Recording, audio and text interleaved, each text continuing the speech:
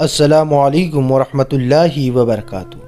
پیارے دوستو، حضرت حسن بصری رحمۃ اللہ علیہ کا زمانہ تھا اور آپ کی ایک شاگردہ تھی جو باقاعدہ آپ کی درس سننے آیا کرتی تھی، جو نہایت عبادت گزار تھی۔ اس بیچاری کا شوہر جوانی میں ہی چل بسا۔ اس نے دل میں سوچا کہ ایک بیٹا ہے، اگر میں دوسرا نکاح کر لوں گی تو مجھے تو دوسرا شوہر مل جائے گا، لیکن میرے بچے کی زندگی تباہ و برباد ہو جائے گی۔ اب وہ بچہ جوان ہونے کے قریب ہے، یہی میرا سہارا صحیح، لہٰذا اس عظیم ماں نے یہ سوچ کر اپنے جذبات کی قربانی دی۔ وہ ماں گھر میں بچے کا پورا خیال رکھتی تھی۔ جب وہ بچہ گھر سے باہر نکل جاتا تو ماں سے نگرانی نہ ہو پاتی۔ اٹھتی جوانی بھی تھی اور آپ یہ جانتے ہیں کہ اکثر کی جوانی ویرانی ہو جاتی ہے۔ پیارے دوستو، وہ بچہ اپنی جوانی کی رفتار پہ گیا۔ شراب اور شباب کے کام میں مشروف ماں برابر سمجھاتی، لیکن بچے پہ کچھ اثر نہ ہوتا، یعنی کہ وہ چکنا گڑھا بن گیا اور وہ حضرت حسن بصری رحمۃ اللہ علیہ کے پاس لے کر آتی۔ حضرت بھی اس کو کئی گھنٹے سمجھاتے، لیکن اس بچے کا نیکی کی طرف کوئی رجحان ہی نہ تھا۔ حضرت کے دل میں یہ بات آئی کہ شاید اس کا دل پتھر بن گیا ہے، مہر لگ گئی ہے اس کے دل پر۔ بہرحال ماں تو آخر ماں ہی ہوتی ہے۔ ماں نے اسے پیار سے سمجھایا کہ میرے بیٹے نیک بن جاؤ، تمہاری زندگی اچھی ہوگی، لیکن وہ تو نہ مانا، وہ برائی کی طرف ہی رہا۔ میرے پیارے دوستو، کئی سال برائی کی طرف لگ کر اس نوجوان نے اپنی دولت کے ساتھ ساتھ صحت بھی تباہ و برباد کر لیا اور اس کے جسم میں لا علاج بیماریاں پیدا ہو گئی۔ مسئلہ یہاں تک آ پہنچا کہ اس میں بیٹھنے اٹھنے کی بھی طاقت نہ رہی اور وہ نوجوان بستر پر پڑ گیا۔ اب اس کو آخرت کا سفر سامنے آنے لگا۔ ماں نے پھر سمجھایا، بیٹے تو نے اپنی زندگی خراب کر لی، اب آخرت بنا لے اور توبہ کر لے۔ اللہ تبارک و تعالی بڑا غفور الرحیم ہے، وہ تمہاری تمام گناہوں کو معاف کر دے گا۔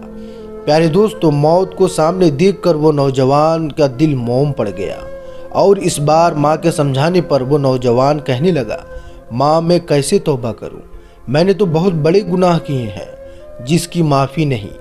ماں نے کہا، بیٹا حضرت حسن بصری رحمۃ اللہ علیہ سے پوچھ لیتے ہیں آخر کس طرح سے معافی مانگی جائے۔ بیٹے نے کہا، ماں اگر میں فوت ہو جاؤں تو میرا جنازہ حضرت حسن بصری رحمۃ اللہ علیہ پڑھائیں گے۔ تو یہ سن کر ماں حضرت حسن بصری رحمۃ اللہ علیہ کے بارگاہ میں گئی۔ حضرت اس وقت کھانا کھانے سے فارغ ہوئے تھے اور تھکے ہوئے تھے۔ حضرت کو درس بھی دینا تھا، اس لیے آرام کرنے کے لیے تھوڑی دیر لیٹنا چاہتے تھے۔ ماں نے دروازہ کھٹکھٹایا تو پوچھا، کون؟ بولی، میں آپ کی شاگردہ ہوں، میرا بچہ آخری حالت میں ہے اور وہ توبہ کرنا چاہتا ہے، آپ میرے گھر تشریف لے چلیں۔ پیارے دوستو، حضرت حسن بصری رحمۃ اللہ علیہ نے سوچا کہ یہ نوجوان پھر سے دھوکہ دے رہا ہے اور میرا وقت ضائع کرے گا۔ سالوں گزر گئے، اس نوجوان پر اب تک تو میری باتوں کا کوئی اثر نہ ہوا، اب کیا کرے گی؟ یہ سوچ کر حضرت حسن بصری رحمۃ اللہ علیہ اپنے شاگردہ سے کہنے لگے، میں اپنا وقت کیوں ضائع کروں، میں نہیں آتا۔ پھر میں نے کہا، حضرت اس نے یہ بھی کہا ہے اگر میرا انتقال ہو جائے تو میرا جنازہ حضرت حسن بصری پڑھائیں گے۔ تو حضرت نے کہا کہ میں اس کی نماز جنازہ نہیں پڑھاؤں گا، اس نے تو کبھی نماز ہی نہیں پڑھی۔ وہ شاگردہ تھی، چپ چاپ چلی گئی۔ بیچاری روتی ہوئی گھر آئی۔ بیٹے نے پوچھا، کیا ہوا ماں؟ اس نے کہا، ایک طرف تیری یہ حالت ہے، اسے دیکھ کر میں بہت زیادہ پریشان ہوں، دوسری طرف حضرت نے بھی انکار کر دیا ہے، کیونکہ اس کے سمجھانے سے بھی میرے بچے تم نے کبھی بھی عمل نہ کیا، اب وہ بھی ہماری بات نہیں سن رہے۔ یہ بات اس نوجوان نے سنی تو اس نوجوان کے دل پر گہری چوٹ لگی۔ وہ نوجوان درد اور بے چینی سے یہ کہنے لگا، ماں میری ایک وصیت سن لیجئے۔ ماں نے کہا، بیٹا وہ کیا ہے؟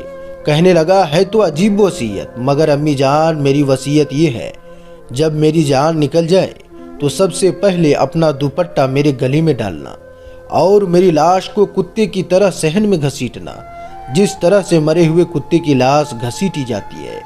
ماں نے پوچھا، بیٹے وہ کیوں؟ کہا، امی اس لیے کہ دنیا والوں کو پتہ چل جائے کہ جو اپنے رب کا نافرمان اور اپنے ماں باپ کا نافرمان ہوتا ہے تو اس کا یہی انجام ہوتا ہے۔ میری پیاری ماں، مجھے قبرستان میں بھی دفن نہ کرنا۔ ماں نے کہا، بیٹا وہ کیوں؟ تو بیٹا بولا، ماں مجھے اس صحن میں ہی دفن کر دینا، ایسا نہ ہو کہ میری گناہوں کی وجہ سے قبرستان کے تمام مردوں کو تکلیف پہنچے۔ پیارے دوستو، جس وقت نوجوان نے ٹوٹے دل سے، عاشقی سے اور اپنی نافرمانیوں پر نادم ہوتے ہوئے یہ بات کہی تو پروردگار کو اس کی یہ بات بہت اچھی لگی اور روح قبض ہو گئی۔ ابھی روح نکلی ہی تھی کہ ماں اس کی آنکھیں بند ہی کر رہی تھی تو دروازے پہ دستک ہوئی تو پوچھا کون؟ تو جواب آیا حضرت حسن بصری ہوں۔ کہا حضرت آپ کیسے؟ فرمایا جب میں نے تجھے جواب دے دیا اور میں سو گیا تو خواب میں اللہ تبارک و تعالیٰ کا دیدار نصیب ہوا۔ پروردگار نے فرمایا اے حسن بصری تو میرا کیسا ولی ہے، میرے ایک نیک بندے کا جنازہ پڑھانے سے انکار کرتا ہے۔ میں سمجھ گیا اللہ نے تیرے بیٹے کی توبہ قبول کر لی ہے، تیرے بیٹے کی نماز جنازہ پڑھانے کے لیے حسن بصری کھڑا ہے۔ اے اللہ تو کتنا کریم ہے کہ مرنے سے چند لمحے پہلے اگر کوئی بندہ توبہ استغفار کرتا ہے تو اس کی زندگی کے تمام گناہوں کو معاف کر دیتا ہے۔ سبحان اللہ۔ اس واقعے سے معلوم ہوتا ہے کہ پیارے دوستو، اللہ کا کوئی ایسا بندہ نہیں ہے جس کے دل و دماغ میں دنیا کی ہما وہمی چمک دھمک اور رنگ ریلیوں سے متاثر نہ ہوتے ہوں۔ نفسانی خواہشات، اس دنیا کی مختلف لذتیں اور پھر شیطانی خیالات انسان کو گھیرے میں رکھتے ہیں، جس کی وجہ سے انسان غفلت کا شکار ہو جاتا ہے اور گناہ قصور کر بیٹھتا ہے۔ لیکن جب وہ انسان اپنے گناہوں پر شرمندہ ہوتا ہے اور وہ اپنے رب تعالیٰ کی بارگاہ میں توبہ استغفار کرتا ہے سچے دل سے، تو اللہ تبارک و تعالیٰ اس بندے کی توبہ کو قبول فرماتا ہے اور اسے وہ معاف کر دیتا ہے، اور وہ اللہ کی بارگاہ میں اتنا محبوب اور پیارا انسان ہو جاتا ہے جیسا کہ اس نے کبھی کوئی گناہ کیا ہی نہ ہو۔ ایک موقع میں حضور صلی اللہ تعالیٰ علیہ وسلم نے ارشاد فرمایا اللہ تبارک و تعالیٰ اپنے مومن بندے کی توبہ سے اتنا خوش ہوتا ہے جیسا کہ وہ سوار جس کی سواری کھانے پانی کے ساتھ کسی چٹیل میدان میں کھو جائے اور وہ مایوس ہو کر ایک درخت کے نیچے سو جائے، اور جب اس کی آنکھ کھلے تو دیکھے کہ اس کی سواری کھڑی ہے۔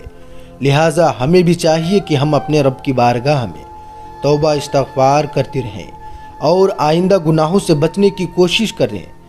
میرے پیارے دوستو، دیکھا کہ کس طرح سے ایک انسان اپنی پوری زندگی شراب پیتا رہا اور جب اس کے آخری ایام آئے تو اس نے توبہ کی اور اللہ تبارک و تعالیٰ نے اسے معاف کر دیا۔ اللہ پاک سے یہی دعا ہے کہ اللہ پاک ہم سب کو صراط مستقیم پر چلنے کی توفیق عطا فرمائے اور مرنے سے پہلے ہمیں اپنے گناہوں سے سچی اور پکی توبہ کرنے کی توفیق عطا فرمائے اور ہمیں اپنی توبہ پر قائم رہنے کی بھی توفیق عطا فرمائے۔ آمین ثم آمین۔ تو میرے پیارے دوستو، پتہ نہیں ہم سے آپ سے جانے انجانے میں بہت ساری ایسی غلطیاں ہوتی رہتی ہیں اور ہمیشہ ہمیں چاہیے کہ ہم اپنے گناہوں سے توبہ کرتے رہیں۔ تو آئیے مل کے پڑھ لیتے ہیں توبہ استغفر اللہ ربی من کل ذنب واتوب الیہ۔